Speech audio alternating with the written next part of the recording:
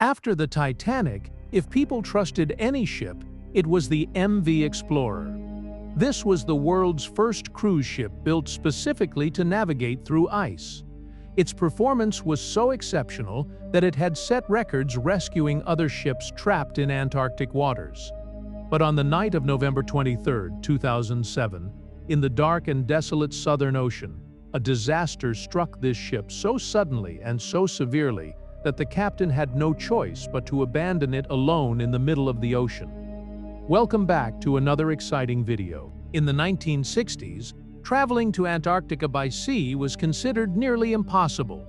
The ocean around it was packed with ice, and for any normal ship, venturing there was nothing short of an invitation to death. But a Swedish-American businessman named Lars-Erik Lindblad accepted this as a challenge.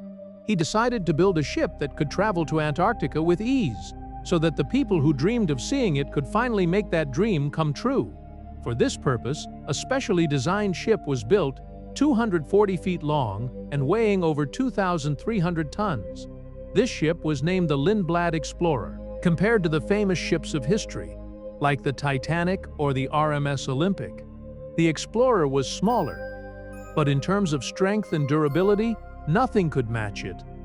This was the very first cruise ship built with one specific purpose: to take passengers through the icy waters of Antarctica. Normally, ordinary ships cannot do this. When ships need to travel through icy seas, they require an icebreaker vessel to clear the path ahead of them. But this was an Ice Class 1A ship. It didn't need an icebreaker. Its hull was designed in such a way that the sheer weight of the ship alone would break through the ice. The ship had capacity for 104 passengers and 54 crew members. Along with all the luxury facilities on board, there was one more feature that made the MV Explorer truly special. Because it was built specifically for Antarctic travel, its hull was constructed with a double layer to protect it from the ice. The moment it launched, this ship became famous around the world. People everywhere wanted to sail on it and see Antarctica with their own eyes. Originally, it was named the Lindblad Explorer, but over time, the ship changed hands multiple times. In 2004, it was purchased for the last time by a Toronto-based travel company called Gap Adventures, who renamed it the MV Explorer.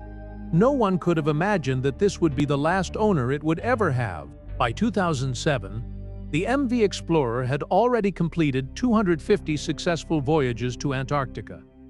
But that November, it was about to set sail on a journey it would never return from. November 2007. The MV Explorer was fully prepared for its 19-day voyage.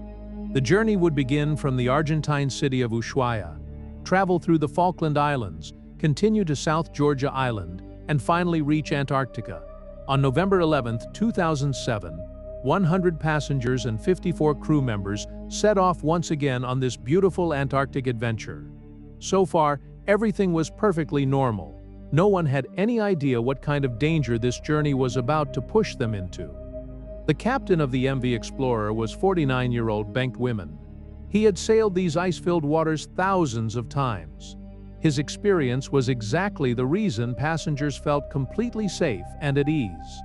But no matter how experienced an Antarctic ship captain may be, the ever-changing conditions of that region always bring new and unpredictable challenges.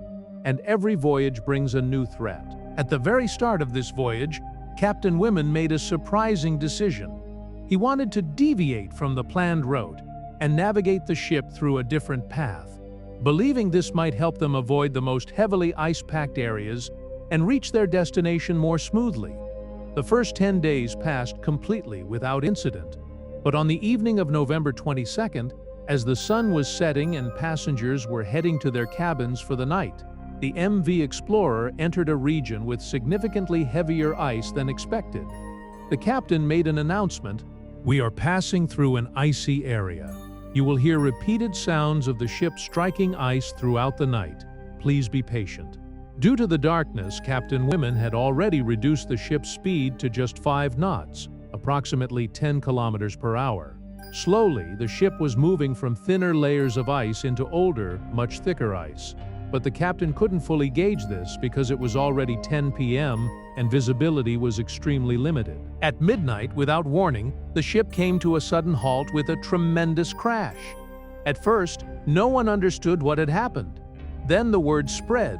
The ship had hit a solid chunk of ice and stopped dead in its tracks. Because the captain had already made his announcement earlier, many passengers assumed this was just normal ice contact and simply went back to sleep. A short while later, the captain managed to get the ship moving again. The MV Explorer was cutting through the ice once more, pushing forward through the frozen ocean.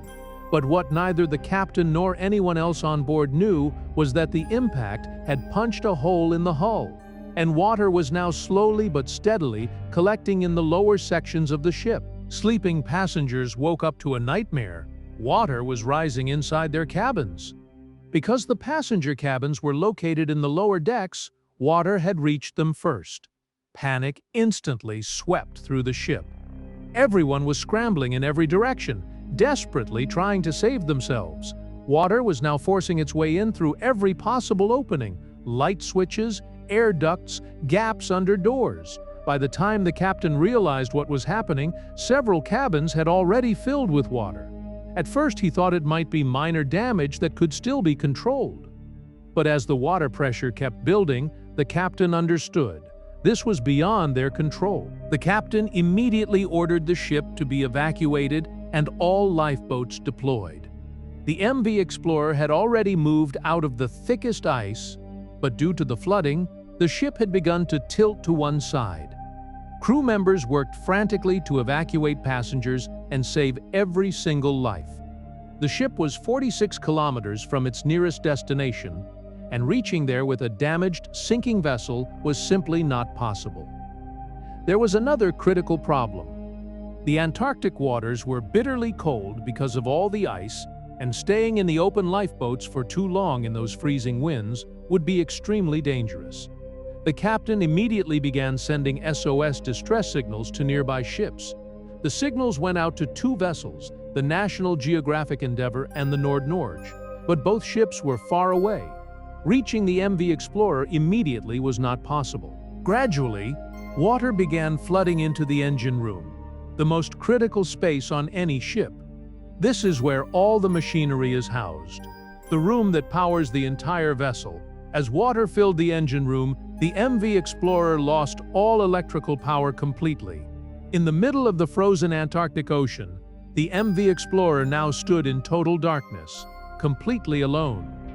Engines dead, at the mercy of the waves. While managing the evacuation, the captain was gripped by one more terrifying thought. If the engines couldn't be restarted, the powerful winds and waves could push the ship directly back into the ice, and that would be the end. Despite the electrical failure, the crew attempted to restart the engines manually. Fortunately, it worked. The engines came back to life one more time. The crew accelerated the evacuation process with everything they had. Within a short time, all passengers and crew had boarded 4 lifeboats and descended into the freezing Southern Ocean. For a while, the captain and a few remaining crew members stayed on board, trying to stabilize the ship. But eventually, the engines died again, for good. Water was now rushing in at full force. The captain had to make one final decision, and he made it fast. The captain and the last remaining crew members abandoned the ship and boarded the lifeboats. Now, more than 150 people were sitting in lifeboats in the open Southern Ocean, under an open sky, waiting for rescue. The freezing winds were making every minute feel like an eternity. This wait went on for 4 full hours. And then, finally, a ship appeared on the horizon, cutting through the ice toward them. It was the Nord-Norge, the same ship the captain had sent his SOS call to. All 154 people were successfully rescued. But the MV Explorer's fate was already sealed. It was going to the bottom of the ocean. An investigation team was formed to determine the cause of the disaster. Their conclusion: the damage was caused by the captain's own error. The ice that Captain Wiman had assumed to be thin, first-year ice, turned out to be a thick, multi-year layer of old ice. A mistake in judgment that cost the ship its life. Today, the wreck of the MV Explorer rests 1,300 meters deep, 25 miles southeast of Penguin Island. The world's most famous ice ship, gone forever beneath the Antarctic waters it was built to conquer. I hope you enjoyed this ZMTV video. Please like and share it generously. Thank you so much for all your wonderful comments. See you in the next incredible video.